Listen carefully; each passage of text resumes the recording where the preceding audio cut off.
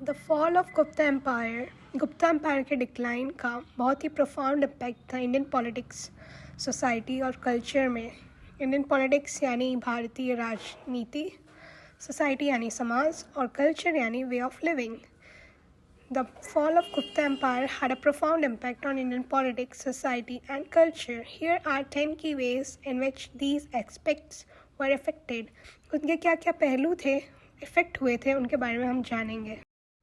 Political fragmentation यानी राजनीतिक का टुकड़ा टुकड़ा होना। इसका मतलब यही है कि रीजन्स जो एम्पायर था वो टूटने लगे क्योंकि रीजनल किंगडम्स इमर्ज होने लगे और जो सेंट्रलाइज पॉलिटिकल अथॉरिटी थी वो धीरे धीरे गायब होने लगी। यानी जो सेंटर का कंट्रोल था वो धीरे धीरे डिमिनिश होने लगा, वो धीरे धीरे गायब होने लगा, जिसके कारण पॉलिटिकल इनस्टेबिलिटी यानी राजनीतिक अस्थिरता और कंटिन्यूस लड़ाई होने लगी। Feudalism and localized power. With the weakening of central authority, feudalism gained prominence. Local rulers and feudal lords exerted significant control over their territories, leading to a decentralized political system. उस समय एक system prevail हुआ करता था जो कि होता था फ्यूडलिज्म, जिसको सामंतवाद कहते हैं। फ्यूडलिज्म के ऊपर मैंने ऑलरेडी वीडियो बनाई हुई है जिसको मैं पिन कर दूंगी, तो प्लीज़ जाके देख लीजिएगा। फ्यूडलिज्म और लोकलाइज्ड पावर, सेंट्रल अथॉरिटी के वीकनिंग के साथ साथ जो कि सामंतवाद के जो सामंत थे उन्होंने अपना इंडिपेंडेंस असर्ट करने लगे। वो अब लोकल रूलर्स और फ्यूडल लॉर्ड्स अपना इंडिपेंडेंस असर्ट करने लगे, जिसके कारण जो पॉलिटिकल सिस्टम था वो और डिसेंट्रलाइज यानी वो केंद्रित होना कम हो गया था।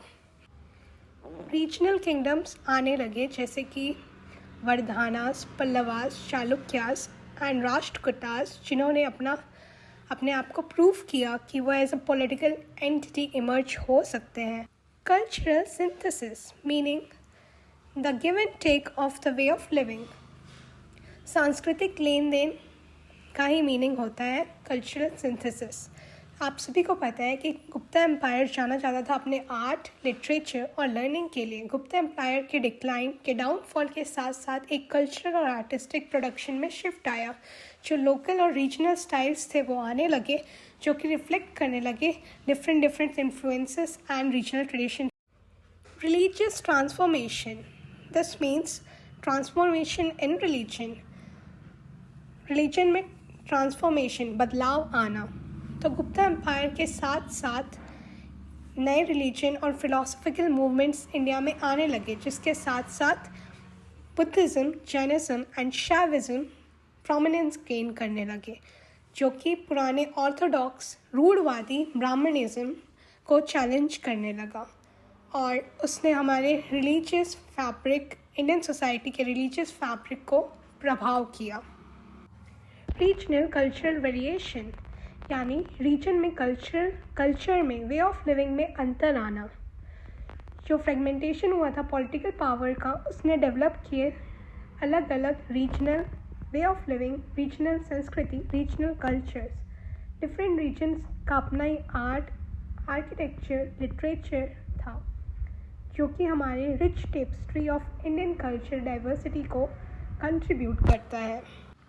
डिक्लाइन ऑफ अर्बन सेंटर्स यानी जो शहरी केंद्र थे, जो शहर थे, उनमें डिक्लाइन आया, उनमें डाउनफॉल आया। जो अर्बन सेंटर्स थे, आपको तो पता ही होगा कि गुप्ता रूल में उनकी कितनी इम्पॉर्टेंस थी, लेकिन जैसे गुप्ता रूल एंड होने लगा तो उनकी इम्पॉर्टेंस भी कम होने लगी, जिसका एक बहुत गहरा प्रभाव, एक प्रोफाउंड इम्पैक्ट पड़ा ट्रेड, कॉमर्स और शहरी जीवन यानी अर्बन लाइफ पे, और साथ ही साथ इंटेलेक्चुअल और कल्चरल एक्सचेंजेस पे, जो कि इन सिटीज़ में बने हुए थे। इकोनॉमिक डिस्ट्रप्शंस यानी आर्थिक दरार, हमारे फाइनेंस में कुछ खामियां आने लगी। जैसे जैसे गुप्ता एम्पायर डिक्लाइन होने लगा वैसे वैसे इकोनॉमिक डिस्ट्रप्शंस आने लगे और इनके साथ साथ लॉन्ग डिस्टेंस ट्रेड पे भी डिक्लाइन हो गया, जिसके कारण समाज की ओवरऑल प्रॉस्पेरिटी पे असर पड़ा, जिसके कारण आर्थिक कठिनाई, इकोनॉमिक हार्डशिप्स आने लगी और सोशल स्ट्रक्चर, समाज के स्ट्रक्चर में बदलाव आने लगे। इंटेलेक्चुअल डिक्लाइन यानी ज्ञान का, बुद्धि का कम होना। हम सबको पता है कि गोल्डन एज गुप्ता पीरियड को कहा जाता था, जो कि अपने साइंटिफिक और इंटेलेक्चुअल एडवांसमेंट में सबसे आगे रहता था। और हमको पता है कि आर्यभट्ट हुआ करते थे, उस टाइम पे आर्यभट्ट थे गोल्डन एज गुप्ता पीरियड में, जिन्होंने ज़ीरो डिस्कवर किया था, जिन्होंने शून्य का आविष्कार किया था। तो जैसे गुप्ता एम्पायर डिक्लाइन हुआ तो वहाँ पे स्कॉलरशिप, साइंटिफिक इंक्वायरी और पढ़ाई लिखाई में भी डिक्लाइन होने लगा, जिसके कारण हमारा जो ज्ञान का वातावरण था वो भी कम हो गया। सोशल चेंजेस यानी समाज में चेंजेस, सोसाइटी में चेंजेस, सामाजिक बदलाव। जो पॉलिटिकल और कल्चरल ट्रांसफॉर्मेशन, जो राजनीतिक और सांस्कृतिक ट्रांसफॉर्मेशन था, बदलाव था, उसने गुप्ता एम्पायर के डिक्लाइन के साथ साथ बहुत सारे चेंजेस किए, बदलाव किए सोसाइटी के स्ट्रक्चर में और हायरार्की में। फ्यूडलिज्म, सामंतवाद और रीजनलिज्म ने सोसाइटी का जो डायनामिक्स था, जिस तरीके से सोसाइटी चल रही थी, उसे उल्टा पुल्टा कर दिया।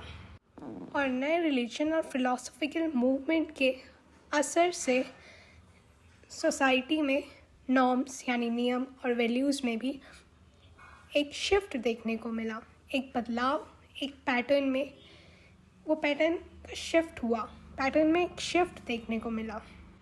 On concluding we can say that कि ये चेंजेस ने पॉलिटिकल यानी राजनीतिक, सोशल यानी सामाजिक एंड कल्चरल यानी सांस्कृतिक डेवलपमेंट्स, विकास को भारत में शेप किया, जिसने एक बेस तैयार किया, एक फाउंडेशन तैयार किया आने वाले मिडीवल पीरियड के लिए, और जिसने हमारे भारतीय इतिहास, इंडियन हिस्ट्री और सोसाइटी, समाज में एक डाइवर्स टेपेस्ट्री का इन्फ्लुएंस किया, प्रभाव किया।